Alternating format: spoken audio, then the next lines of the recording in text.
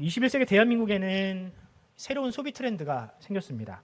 일명 플렉스라고 불리는 과시적 소비가 바로 그것입니다. 인당 몇만 원에서 몇십만 원까지 하는 일명 오마카세가 있고요. 또 1박에 수십만 원 혹은 수백만 원을 호가하는 호텔에 묵는 호캉스가 유행입니다. 또 아무리 비싼 명품이라도 웃돈을 주고서라도 일단은 사고 보는 문화가 우리나라에서는 더 이상 새로운 것이 아니게 되었습니다. 우리나라 사람들의 이런 소비 패턴은 해외에서, 외국에서 더 화제라고 합니다. 그래서일까요?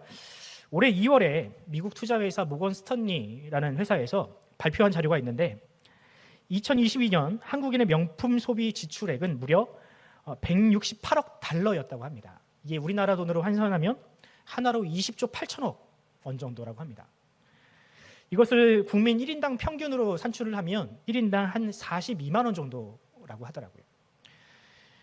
어떤 분들은 이 42만 원 소리만 듣고 별거 없네라고 생각하실 수도 있지만, 왜냐하면 명품샵에 가면 42만 원 주고 가지고는 지갑 하나도 제대로 못 사지 않습니까? 그런데 이것을 다른 나라와 비교하면 좀 그 수치가 와닿습니다. 우리나라보다 더 잘 사는 미국은 국민 1인당 30만 원 정도 지출을 하고요. 또 중국, 우리나라만큼이나 명품을 좋아하는 중국은 7만 원 정도를 지출한다고 합니다. 그러니까 우리나라 사람들은 우리보다 훨씬 잘 사는 미국 사람들보다 훨씬 더 명품을 더 많이 산다는 얘기입니다. 이처럼 한국인들은 명품 사랑에 대해서 유별납니다. 왜일까? 잘 모르겠어요. 그런데 코로나가 끝난 이후에는 전 세계적으로 이 명품에 대한 어떤 수요가 많이 줄었거든요. 그래서 이 코로나가 지난 지금쯤에는 명품의 가격을 전 세계적으로 다 다운시켰다고 합니다. 그런데 오히려 우리나라는 그 가격을 훨씬 더 많이 올렸다고 하죠. 그렇게 해도 우리나라 사람들은 지금이 가장 쌀 때다라고 하면서 줄을 서서 사니까요. 일례로 프라다라는 회사가 있는데 이 회사가 중국에서의 매출이 한 7%가 감소했다고 합니다. 그런데 그 매출의 감소폭을 한국에서 다 메꿨다고 하더라고요. 그럼 누가 이렇게 과시적인 소비를 할까? 나와 내 주변에서는 그렇게 하는 사람이 없는데, 신한카드 빅데이터 분석에 따르면 2030 세대가 그 소비를 주도하고 있다고 합니다. 예전에는 명품이 4050 세대, 그러니까 어느 정도 삶의 안정기를 가져간 사람이 사는, 획득한 사람이 누리는 그런 사치품이었다면, 이제는 사회 초년생이 필수적으로 구매하는 일종의 아이템 정도로 그렇게 사람들에게는 인식되고 있는 것입니다. 그럼 2030 세대가 형편이 넉넉해서 이렇게 명품 소비를 주도하고 있을까? 그렇지도 않습니다. 오히려 같은 기간 청년들의 대출은 급속하게 상승을 했습니다. 심지어 2030 세대들의 대출 비중이 우리나라 전체 가계 부채의 비중의 3분의 1을 차지하고 있다고 합니다. 이 말인즉슨 모든 청년들이 다 그런 것은 아니겠지만 많은 청년들이 자신의 소득보다 지출을, 이 명품을 소비하는데 훨씬 더 많이 지출하고 있다는 뜻이겠습니다. 그럼 왜 청년들은 이렇게 과시적인 소비를 하게 되었을까? 많은 사람들이 그 이유를 SNS와 또 불안한 미래로 꼽습니다. 2021년 한국경영학회라는 곳에서 발표한 논문에 따르면 SNS의 사용 시간이 많을수록 과시적 소비로 자신의 정체성을 드러내려고 하는 그런 욕구가 굉장히 강하다고 합니다. 또 결혼이나 출산, 내 집 마련 등과 같은 어떤 그런 미래에 대한 비전이 관심이 적을수록 이 과시적 소비에 대해서 관심이 높다고 하더라고요. 그러니까 지금 평생 돈을 모아도 결혼이나 내 집 마련 이런 것들을 할 수 없을 것 같으니까 이 젊은이들이 당장 오늘의 행복을 위해서 이 소비를 하고 있다라는 뜻입니다. 제가 경제학자는 아니지만 이런 과시적 소비가 나중에 한국 사회에 큰 재앙 혹은 발목을 잡을 거라고 생각을 합니다. 돈이라는 것은 그렇지 않습니까, 여러분? 젊은 시절부터 눈덩이와 같아가지고 조금씩 굴려 나가야 나중에는 좀 어느 정도 자산을 마련할 수 있게 되는 겁니다. 그런데 젊은 시절부터 이 빚에 쪼들리기 시작을 하면 정작 나중에 돈을 써야 할 때는 그 돈을 쓰지 못해서 나라 경제가 휘청일 수밖에 없는 그런 이 악순환을 만들어낼 수밖에 없습니다. 이처럼 자기를 드러내는, 자기를 과시하는 마음은 자기 자신도 망가뜨리지만 공동체까지도 위험에 빠뜨리는 굉장히 큰 문제이자 죄가 될 수도 있습니다. 성경에도 이렇게 자신을 과시하려다가 큰 낭패를 본 사람들이 여러 등장을 하거든요. 히스기야 아시죠? 구약시대의 이스라엘 왕으로서 다윗 다음으로 하나님 앞에 신실한 삶을 살았던 사람입니다. 그런데 이 히스기야도 자기를 과시하다가 자기의 이 보물 창고를 장차 자신의 적대국이 될 수 있는 이 바벨론에게 다 보여줬다가 큰 낭패를 보았습니다. 또 에스더서를 보면 아하수에로라는 왕이 나오지 않습니까? 그가 신하들 앞에서 허세를 부리다가 자신의 아내까지 버려버리는 그런 나쁜 그런 선례를 남기기도 했습니다. 오늘 본문에 등장하는 다윗 역시 마찬가지입니다. 하나님은 이 자기 과시에 빠져 있는 다윗의 죄를 과연 어떻게 다스리실까요? 또 이 죄를 우리는 과연 어떤 식으로 짓고 있으며 또 하나님 앞에 우리가 어떻게 이것을 극복할 수 있는지 오늘 본문을 통해서 한번 살펴보도록 하겠습니다. 먼저 우리는 본문에서 자기 과시라는 이 욕망은 모든 사람들에게 있는 공통적인 본성이다라는 것을 발견하게 됩니다. 본문 1절을 한번 읽어보도록 하겠습니다. 1절입니다. 사단이 일어나 이스라엘을 대적하고 다윗을 격동하여 이스라엘을 계수하게 하니라. 아멘. 자, 여기 보면 성경은 인구조사를 하려는 다윗의 이 시도를 사단적 행위, 하나님을 대적하는 심각한 죄로 지금 소개하고 있습니다. 왜 인구조사를 하는 것이 문제일까요? 민수기에도 인구조사가 굉장히 자주 등장하지 않습니까? 그런데 왜 하필 다윗이 인구조사를 하면 이것이 사단적인 행위가 되냐라는 것입니다. 이제 나이가 들어서 왕위를 내려놓아야 할 때가 된 다윗이 이 보통의 지도자들이 그러하듯이 자신이 얼마나 통치를 잘했는지를 드러내고 싶어 했습니다. 그 수단이 뭐였느냐? 바로 인구조사였던 겁니다.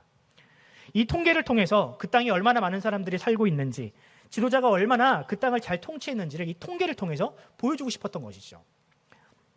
예나 지금이나 이 인구라는 것은 굉장히 많은 의미를 담고 있습니다. 일단 인구가 많으면 동원할 수 있는 병사의 수가 많기 때문에 당연히 군사력이 세지겠죠. 그리고 또 인구는 그 나라의 경제력을 의미하기도 합니다.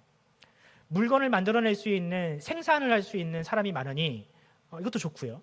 또 그 물건을 살 수 있는, 소비할 수 있는 사람이 많으니 이 또한 경제에 굉장히 중요한 역할을 한다는 겁니다. 만약에 인구가 감소한다면 어떻게 되나요? 당연히 군사력은 약해지고요. 일을 할 수 있는 사람과 소비할 수 있는 사람이 줄어드니 당연히 그 나라의 경제는 큰 타격을 입을 수밖에 없습니다. 우리나라가 딱 그 상황에 걸려 있는 겁니다. 지금 실업률, 부동산 폭등과 같은 문제들로 인해서 우리 청년들이 취업, 결혼, 출산 이 모든 것들을 포기하는 M4 세대가 되었습니다. 특히 출산율이 굉장히 심각하지 않습니까? 제가 0.78명까지 봤거든요. 근데 예배 들어오기 전에 어떤 집사님이 그러더라고요. 0.76명이 됐다고. OECD에서 가장 적다고. 이대로 가면 국가가 소멸할 수도 있다라는 위기감이 고조되고 있습니다. 무엇이 문제일까? 단지 사람들이 개인주의화되고 이기적이어서 그런 걸까? 아니요, 저는 이 문제를 정치의 실종이 문제다. 정치의 실종이 있다라고 봅니다. 물론 나라는 이 문제를 해결해 보려고 천문학적인 예산을 매년 투입합니다. 하지만 상황이 나아졌습니까? 아니요. 계속해서 악화만 됩니다. 돈이 문제가 아니라는 겁니다, 여러분. 사람이 사람을 만나서 사람을 낳는 문제인데 이것이 어떻게 돈으로 해결할 수 있느냐라는 것이죠. 이것을 돈으로만 해결하려는 정치인들의 발상이 바뀌지 않는 한 이 문제는 나아지지 않을 겁니다. 특히 여성을 이 애를 낳는 도구 정도로만 생각하는 이 사회의 분위기나 인식을 바꿔야 합니다. 여러분, 사람은 숫자가 아니지 않습니까? 사람은 인격입니다. 감정을 느끼고요. 사람은 기쁨과 이 슬픔을 느끼는 사람입니다. 인격체입니다. 숫자가 아닙니다. 사람을 사람답게 살게 해주면, 일을 할 수 있게 해주고 가정을 꾸릴 수 있는 환경을 만들어주면 사람은 자연스럽게 결혼도 하고 아이도 낳고 그런 사람다운 삶을 추구할 수밖에 없습니다. 그런데 문제는 그저 사람을 낳는 도구 또 혹은 돈을 벌어다 주는 기계 이 정도로만 생각을 하니 이 나라의 문제가 해결이 안 되는 겁니다. 그런데 다윗은 정반대로 정치를 굉장히 잘했던 것 같아요. 다윗의 통치 기간 이스라엘의 인구는 급속하게 상승을 했습니다. 인구조사 결과를 보면 그 이전과는 정말 확연한 차이가 나와요. 민수기를 보면 남자의 숫자를 계수했는데 그 숫자가 60만 정도입니다. 고대 사회는 인구의 변동이 그렇게 크지 않습니다. 그런데 이 다윗의 때 우리가 잠깐 살펴봤지만 인구가 무려 2배 이상 상승했습니다. 이 유대인들의 숫자만 그러니까 유대인들의 숫자만 47만이고요. 이 유대인들을 제외한 이스라엘 나머지 10개의 지파의 숫자가 11개의 지파의 숫자가 100만을 넘습니다. 레위인들을 제외한 숫자만 이 정도입니다. 어마어마하죠. 그러니까 다윗이 다스리는 나라는 결혼을 하고 싶은 나라, 아이를 낳고 싶은 나라가 된 겁니다. 그래서 다윗은 이 자신의 업적을 인구조사를 통해서 사람들에게 이렇게 알리고 싶은 겁니다. 봐라, 내가 다스리는 동안 이스라엘이 이렇게 부강해졌다. 내가 다스리는 동안 이스라엘이 이렇게 막강해졌다. 백성들의 삶도 윤택해져서 아이를 낳고 정말 잘 먹고 잘 살고 있지 않느냐. 이 정도면 나 훌륭한 왕 아니냐라고 사람들과 하나님 앞에 지금 인정받고 싶은 겁니다. 그런데 여러분, 저는 여기서 다윗의 자기 과시적인 욕망을 들여다보게 됩니다. 사실 다윗 정도 되는 사람이라면 뭐 명품을 사거나 뭐 금부치를 사서 자신의 몸에 두른들 그게 무슨 의미가 있겠습니까? 여러분, 진짜 부자들은 명품 안 갖고 다닌다면서요. 그런 것들로 자기를 증명할 필요가 없는 겁니다. 다윗도 마찬가지였던 거죠. 그래서 다윗이 선택한 자기 과시의 수단은 바로 명예였습니다. 명예. 얼마나 훌륭한 왕이었는지, 내가 얼마나 통치를 잘했는지, 그것을 통해서 이 다윗은 자기 과시를 하고 싶었던 겁니다. 그런데 여러분, 이 일은 하나님이 보시기에 너무나도 악한 시도였습니다. 하나님께서 맡기신 그 양떼들, 그 백성들을 자기를 과시하는 수단으로 삼고 있거든요. 자신의 명예를 드높이는 지금 도구 정도로 생각하고 있는 겁니다. 이 순간 다윗은 숫자라는 우상에 빠진 사람에 불과했으며 다윗을 거기까지 인도하신 하나님의 은혜를 망각한 사람이 된 것입니다. 사랑하는 성도 여러분, 이 말씀 앞에 우리 자신을 한번 비추어 보길 바랍니다. 과연 우리는 다윗과 다른가? 무엇이 다른가? 자신도 모르는 사이에 이 숫자 노름에 빠진 이 다윗처럼 혹시 우리도 그런 죄를 저지르고 있지는 않은가? 여러분, 자녀가 다니는 학교들, 뭐 대학이나 또는 뭐 고등학교나 또는 뭐 취업을 하면 그 회사의 이름이 혹시 여러분들의 명함이 되고 있지는 않습니까? 혹시 그거에 목매여서 살고 있지는 않습니까? 또 혹은 기껏해야 10년도 채 가지고 다니지 못하는 그 명품 쪼가리들이 여러분들을 무엇을 증명할 수 있겠습니까, 여러분? 여러분들을 하나님께서 얼마나 존귀한 존재로 창조하셨는데 겨우 그 정도를 가지고 여러분들의 가치를 증명하려고 하십니까? 물론 명품이 제가 나쁘다는 게 아닙니다, 여러분. 오해하지 마십시오. 명품은 비싼 만큼의 값어치를 합니다, 분명히. 뭐 디자인이라든지 내구성이라든지 분명히 그만한 가치가 있긴 있더라고요. 그런데 여러분, 문제는 그것이 아니라 그것으로 나의 가치를 상승시키려는 또는 인정받으려는 욕망 그 자체가 문제라는 것입니다.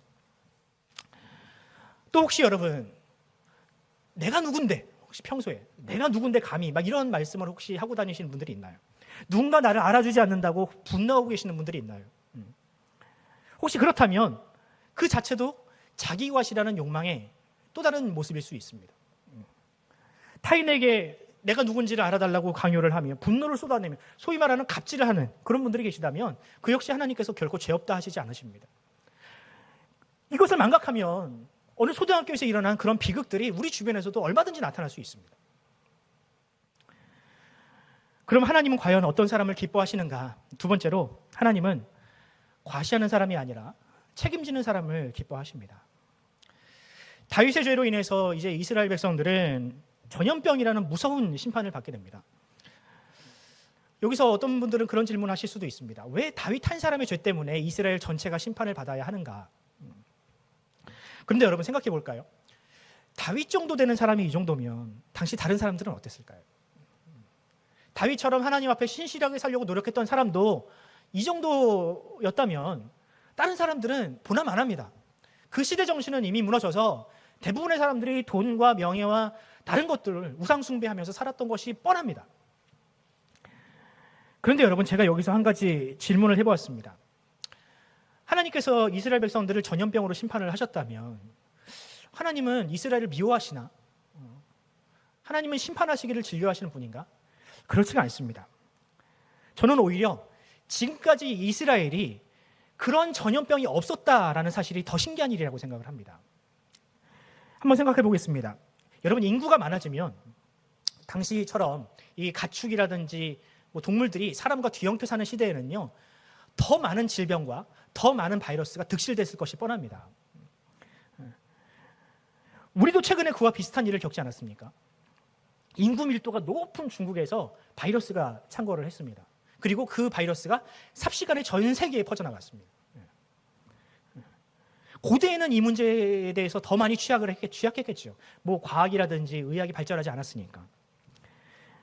이 당시 인구가 급속하게 늘어버린 당시 이스라엘에도 이와 같은 전염병이 분명히 있었을 텐데 그것이 번지지 않고 그것이 문제가 되지 않았다는 사실이 오히려 이상했다는 겁니다.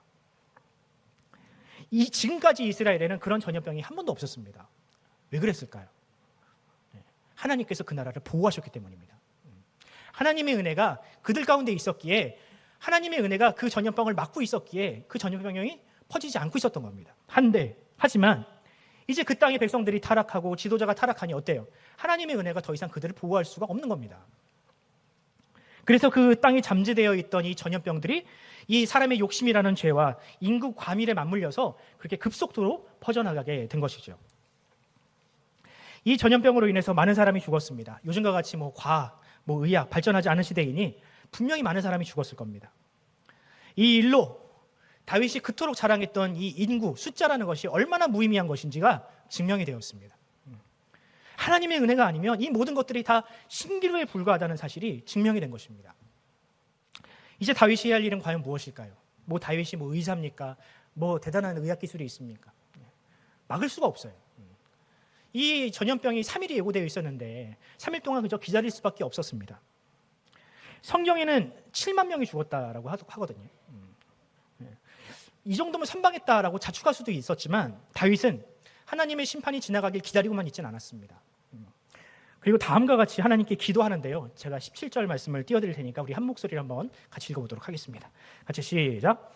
하나님께 아뢰되 명령하여 백성을 계수하게 한 자가 내가 아니니까 범죄하고 악을 행한 자는 곧 나이니이다. 이 양떼는 무엇을 행하였나이까? 청하건대 나의 하나님 여호와여, 주의 손으로 나와 내 아버지의 집을 치시고 주의 백성에게 재앙을 내리지 마옵소서 하니라. 아멘. 어떻습니까, 여러분? 이전의 다윗과 분명히 무언가 다른 점이 보입니다. 그는 최근까지 그 백성을 그저 자신을 돋보이게 만드는 수단으로 여겼지만 지금은 그 백성들을 향하여 하나님의 양떼, 나에게 맡기신 하나님의 소중한 백성이라고 지금 고백하고 있습니다. 과거 젊은 시절 그가 하나님의 은혜로 왕이 됐을 때 그 초심을 지금 회복한 것입니다. 다윗의 회개는 거기서 멈추지 않습니다. 그는 그 백성들을 향한 심판의 칼날을 자기와 자신의 아버지의 집에 돌려달라고, 내가 책임지겠다고, 내 죄니까 내가 책임지겠다고 지금 하나님 앞에 호소하고 있습니다. 여러분, 이것이 지도자로서 너무 당연한 모습입니다. 지도자라면 마땅히 이런 기도를 해야 하고 이렇게 책임지는 모습을 보여야 합니다. 하지만 이것이 얼마나 어려운 일인지는 우리가 지금 현실에서 느끼고 있습니다. 오늘날 리더들도 죄악 가운데 있던 다윗과 크게 다르지 않습니다. 숫자에 굉장히 민감하죠. 특히 지지율에 목숨을 겁니다. 또 잘못을 하면 사과를 해야 되는데 사과할 줄을 모릅니다. 왜 그런지 모르겠습니다. 그 사과를 하면 마치 자신을 금방이라도 그 자리에서 끌어내릴 것처럼 그렇게 두려워하고 있는 모양이에요. 리더들이 그런 태도를 취하니 어떻습니까? 다른 사람들도 다 똑같이 행동을 합니다. 어떻게든 그 책임을 자신이 아니라 타인에게 미룰 수 있는지, 어떻게 하면 아랫사람에게 돌릴 수 있는지를 그 궁리만 하고 있습니다. 지금 우리가 사는 현실이 그렇습니다. 아무도 책임지는 사람이 없습니다. 사람이 죽어나가도 책임지는 사람이 없고, 이 나라에 비가 와가지고 홍수가 나서 막 사람이 죽어나가도 책임지는 사람이 아무도 없습니다. 그저 힘없는 말단 공무원들에게 다 그 책임을 떠넘기고 있을 뿐, 호통만 칠 뿐, 지도자 중에서 책임지는 사람이 아무도 없습니다. 여러분, 이렇게 책임지지 않는 리더를 보면 국민들은 그야말로 불안할 수밖에 없습니다. 왜? 나에게 무슨 일이 생겨도 그 누구도 나를 보호해주지 않는구나. 이 사회는 지금 나를 보호하는 사람이 아무도 없구나. 이렇게 느끼니까요. 여러분, 사람들이 지도자에게, 리더에게 원하는 것은 딱 한 가지입니다. 잘못했으면 사과하고 책임질 때 책임지는 것. 그거 하나입니다. 그래야 사람들이 안심하며 살 수 있습니다. 리더가 할 수 있는 일은 물속에 빠진 사람을 건져내는 것이 아닙니다. 불이 난 곳에 뛰어들어가지고 사람을 꺼내오는 것이 아니에요. 리더는 책임지는 모습을 통해서 그 땅에 정의와 공의가 살아있음을 보여줄 수 있습니다. 리더가 책임지는 모습을 보여야 그 땅에 비로소 사람들은 공의와 정의가 살아있음을 느끼게 됩니다. 지도자도, 권력자도, 정치인도 잘못을 할 때 사과를 하는구나. 책임을 지는구나. 이것이 바로 정의로운 사회구나라고 느끼게 된다는 거죠. 리더는 사람들에게 이런 메시지를 줄 수 있어야 합니다. 그래야 비로소 사람들은 정의와 공의를 따를 수 있게 되는 겁니다. 그리고 지금 다윗이 그 일을 하려 하는 거죠. 내 책임입니다. 내가 책임지겠습니다. 내 잘못입니다. 사랑하는 성도 여러분, 하나님의 백성은 바로 이런 사람들입니다. 자신의 죄를 솔직하게 인정할 수 있는 사람, 하나님 앞에 은혜를 구하는 사람. 하나님은 바로 그런 사람을 사랑하십니다. 만약 우리가 내 잘못인데도 그 잘못을 죽어도 인정하지 못한다면, 회개할 수 없다면 그것은 혹시 내가 구원을 받지 못했을 수도 있다라는 것의 증거가 될 수도 있습니다. 여러분, 교회를 다니면서도 회개할 줄 모르고 그 어떤 것에도 책임을 지지 않으려 한다면 그 사람은 그저 교회를 다니는 사람일 뿐 하나님의 백성이 아닐 수도 있다는 뜻입니다. 하나님은 성도를 바라보실 때 그저 그런 사람 하나, 평범한 사람 하나로 바라보지 않으십니다. 하나님은 이 시대를 향한 하나님의 리더로 우리를 부르셨습니다. 고린도후서 5장 20절 말씀을 한번 읽어드리겠습니다. 그러므로 우리가 그리스도를 대신하여 사신이 되어 하나님이 우리를 통하여 너희를 권면하신 것 같이 그리스도를 대신하여 간청하노니 너희는 하나님과 화목하라. 자, 여기 보면 그리스도를 대신하여라는 말을 반복하고 있습니다. 그만큼 성도는 하나님을 대신하는 사람, 하나님 나라를 대표하는 사람이라는 신학이 이 바울의 말씀 가운데 있는 것입니다. 그리스도인은 그저 평범한 사람 중에 하나가 아닙니다. 우리는 하나님 나라의 얼굴입니다. 우리의 말과 행동 하나하나가 하나님 나라를 대표합니다. 사람들은 우리를 통해서 하나님을 봅니다. 그러므로 우리가 해야 할 일은 그리 어려운 것이 아닙니다, 여러분. 사람들이 용기가 없어서 못하는 거 있잖아요. 사과하는 거, 회개하는 거, 인정하는 거, 책임지는 거. 우리가 해야 할 일은 바로 그런 것들입니다. 마지막으로 세 번째, 우리는 본문을 통해서 하나님은 세상에서 가장 무거운 책임을 지셨다라는 사실을 발견하게 됩니다.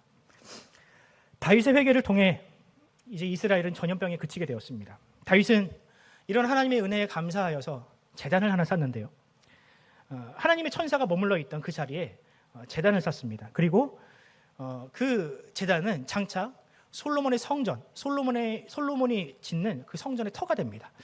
역대하 3장 1절 말씀을 제가 읽어드리겠습니다. 솔로몬이 예루살렘 모리아산에 여호와의 전 건축하기를 시작하니 그곳은 전에 여호와께서 그의 아버지 다윗에게 나타나신 곳이요 여부스 사람 오르난의 타작마당에 다윗이 정한 곳이라. 아멘. 이 오르난의 타작마당이 바로 다윗이 이 전염병이 창궐하던 이때에 제단을 쌓은 곳입니다.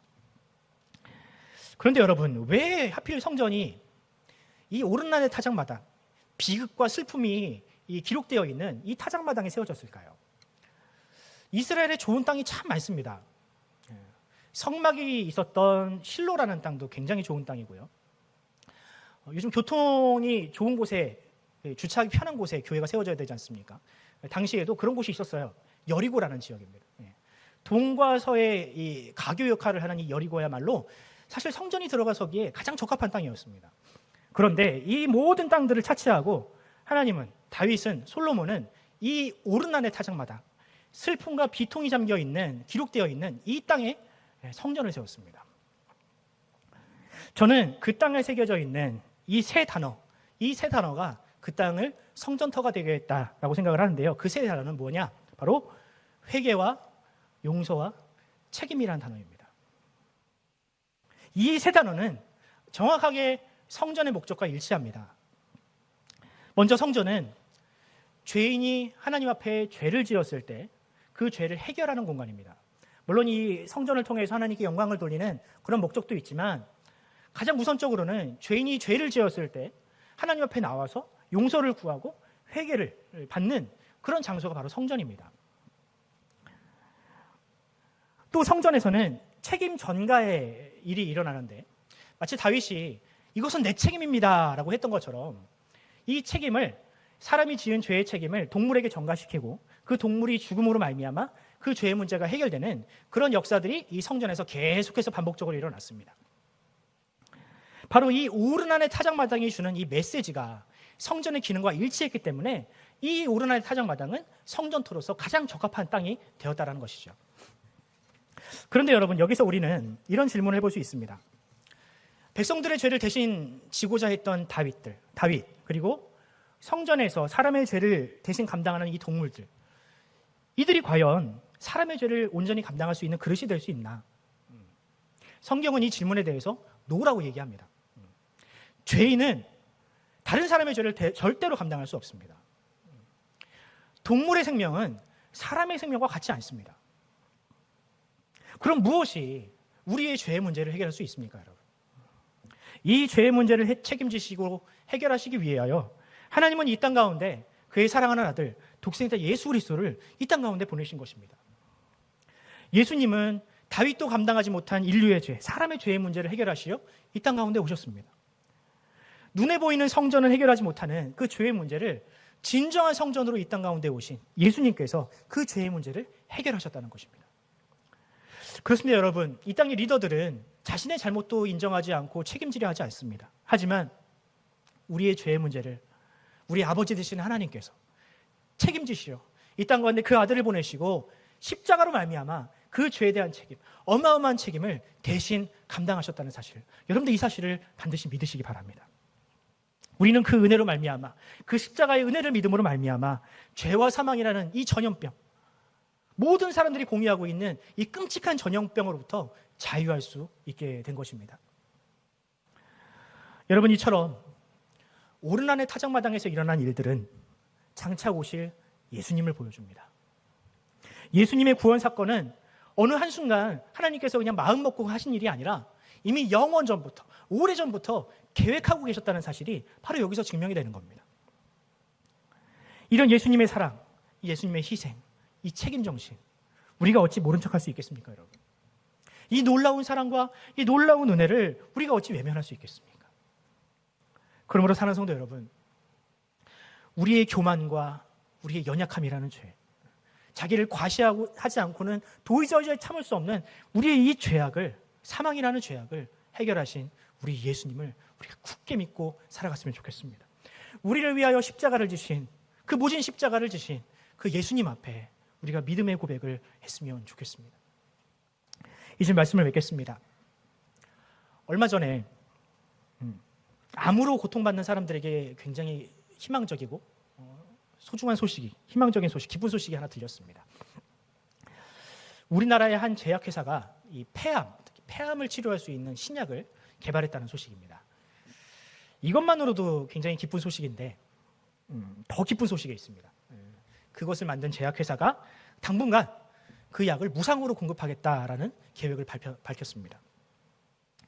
그러니까 영원히 아니고요, 끝까지는 아니고요. 이 약이 보험 적용을 받을 때까지, 보험 적용을 받아서 싸지기 전까지 이 약을 무상으로 제공한다라고 합니다. 야, 대단한 일이죠. 여러분들도 알다시피 요즘 같은 시대에 제약회사로서 이런 결정을 하는 것은 매우 어려운 일입니다. 그렇잖아요, 여러분들. 다른 회사들은 그렇지 않거든요. 얼마 전까지, 아니 지금도 여전히 우리를 괴롭히고 있는 이 코로나 바이러스 때문에 떼돈을 번 회사들이 많습니다. 특히 제약회사들이 많습니다. 우리가 죽을 때까지 잊지 못하는 그 이름, 모더나, 화이자.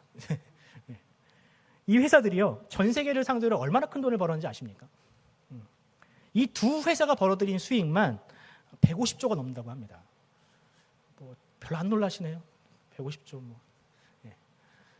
150조. 이 드러난 수치만 이 정도입니다. 드러난 수치만. 어마어마하죠. 이 회사들은 다른 나라의 백신 제조 기술도 공유하지 않았습니다. 다른 나라 사람들이 이 제3세계가 이 코로나 바이러스로 인해서 다 죽어갈 때, 사람 생명이 다 죽어갈 때 이 회사는 그저 돈 버는 일에만 혈안이 되어 있다는 거예요. 사람의 생명보다 훨씬 더 돈이 중요하다는 얘기입니다. 그러니까 제가 이 약을 무상으로 제공하겠다 이런 소식을 듣고 제 길을 의심할 수밖에 없었습니다. 제약회사가 신약을 개발하려면 어마어마한 비용이 들 거 아닙니까? 그런데 이 약을 무상으로 제공한다고? 이 회사는 망하려고 작정했나? 그런데 제가 이 회사의 이름을 찾아보고 살짝 그 걱정을 좀 덜게 되었습니다. 이 제약회사의 이름이 유한양행이더라고요. 유한양행. 안티프라민, 아로나민 골드, 비꼼씨. 그 약국에서 그 정말 스테디셀러, 꾸준하게 잘 팔리고 있는 이런 약들이 이 제약회사에서 만든 약들입니다. 그럼 어떻게 이 회사는 이런 전례 없는 결정을 할 수 있었을까? 이걸 제값을 받고 팔면 1년에 한 7천억을 번다고 합니다. 이걸 포기한 거예요. 유한양행의 사장인 조욱재 씨가 이 결정을 하고 나서 인터뷰로, 이 언론 회사와 인터뷰로 이렇게 인터뷰를 했다고 합니다. 생명의 위협을 받고 있는 폐암 환자들은 좋은 치료제가 나왔음에도 아직 급여 혜택, 그러니까 의료보험 혜택을 받지 못하고 있는 실정입니다. 환자들에게 조금이라도 빨리 좋은 치료제를 공급하고자 1차 보험 약가가 나오기 전까지 몇 명이 되든 간에 약을 무상으로 공급할 예정입니다. 라고 발표를 했다고 합니다. 참 좋은 분입니다. 그런데 여러분, 이것이 과연 사장 한 사람의 의지만 가지고 가능할까요? 그 임직원들이나 주주들은 뭡니까? 모두가 다 동의해야 이것이 가능한 일입니다. 하지만 이것이 가능했던 이유는 이 유한양행을 설립한 창업자 유일한 박사까지 우리가 거슬러 올라가 봐야 합니다. 유일한 박사는 기독교인입니다. 그는 과거 일제 강점기 시절에 일제의 탄압으로 고통받고 있던 동포들을 걱정하는 마음으로 미국 유학을 포기하고 조선 땅으로 돌아왔습니다. 그리고 1926년 유한양행이라는 회사를 설립하고 다음과 같은 경영 철학을 세웠다라고 합니다. 첫 번째, 국민이 건강해야 나라가 산다. 두 번째, 기업은 물건이 아닌 아이디어로 성장한다. 세 번째, 기업은 유능하고 유익한 인재를 양성하는 교육을 해야 한다. 라고 하면서 지금 대학을 세웠습니다. 네 번째, 기업의 이익은 기업을 키워준 사회에 환원해야 한다. 다섯 번째, 투명 경영과 성실 납세는 기업의 의무이다. 여섯 번째, 경영권 대물림은 하지 않는다. 이 유한양행에 속한 모든 임직원들이 다 이런 경영 철학을 지금 책임감 있게 지키고 있다고 합니다. 한 번도 납세 기한을 어긴 적이 없대요. 여러분, 회사를 운영하시는 분들 중에서 이게 얼마나 어려운 일인지는 다 아실 거예요. 이리저리 이것저것 막다 보면 이 세금 못 내는 일들은 정말 허다한데 이 회사는 한 번도 그런 일이 없었다는 거예요. 또 회사도 자신의 자식이 아니라 전문 경영인에게 물려주었다고 합니다. 제가 오늘 설교를 준비하면서 한 가지 다짐을 했습니다. 앞으로 약을 고를 때는 유한양행이다. 네. 그러니까 약이 좋아서 이게 아니라 이런 회사가 만든 약이라면 적어도 믿을 수는 있겠다. 믿고 먹을 수는 있겠다. 장난은 안 치겠구나. 사랑하는 성도 여러분, 오늘 말씀 앞에 우리 자신을 한번 돌아보길 바랍니다. 과연 우리는 이 세상을 위해서 또 공동체를 위해서 어떤 책임을 지고 있는가? 우리는 이 분노와 갑질, 이 죽음이라는 전염병이 창궐하는 이 세상을 위해서 과연 어떤 삶을 살고 있는가? 어떤 치료제가 되고 있는가? 아니, 오히려 우리는 세상을 근심하고 있는 암덩어리와 같은 존재가 되고 있지는 않은가? 이 땅에 성전으로 오신 예수님은 자신의 목숨을 버려 우리에게 내어주셔서 죄악을 치료하는, 죽음을 치료하는 치료제가 되셨습니다. 그리고 예수님은 지금 우리에게도 그와 같은 성전이 되라, 그와 같은 치료제가 되라 라고 이야기하고 계십니다. 이제 우리도 예수님의 명령을 따라 이 세상을 치유하고 이 세상을 치유하는 그런 치료제가 되기를 간절히 소원합니다. 교만과 자기과시와 갑질이라는 이 전염병에 고통받는 이 시대의 사람들, 그들을 위로하는 치료제가 됩시다. 주님의 십자가 보혈을 간직한 우리라면 이 세상 누구도 할 수 없는 그 일을 우리라면 할 수 있습니다. 바로 우리가 그래서 이 땅에 희망일 수밖에 없는 것입니다. 이 시간 이후로 우리도 주님을 닮아 주님께서 이 땅을 치료하신 그 치유제가 되기를 간절히 소원합니다. 다윗처럼 나라를 경영하고 나라를 책임지는 정도는 아닐지 모르겠지만 적어도 나와 나의 가족과 내가 속한 공동체, 우리 교회 정도는 우리가 얼마든지 책임질 수 있지 않습니까? 세상 모두가 그 책임을 회피하고 있을 때 우리는 당당하게 그 십자가를 매기를 간절히 소원합니다. 예수님께서도 말씀하셨잖아요. 나를 따르려거든 너의 십자가를 져라고. 너의 십자가를 지지 않으면 그 누구도 나를 따라올 수 없다라고 우리 주님께서도 말씀하지 않으셨습니까? 하나님께서 그 십자가를 매려는 여러분들을 통하여 또 우리 교회를 통하여 이 땅 가운데 하나님의 나라, 하나님의 치유, 하나님의 생명이 넘치기를 간절히 축원합니다.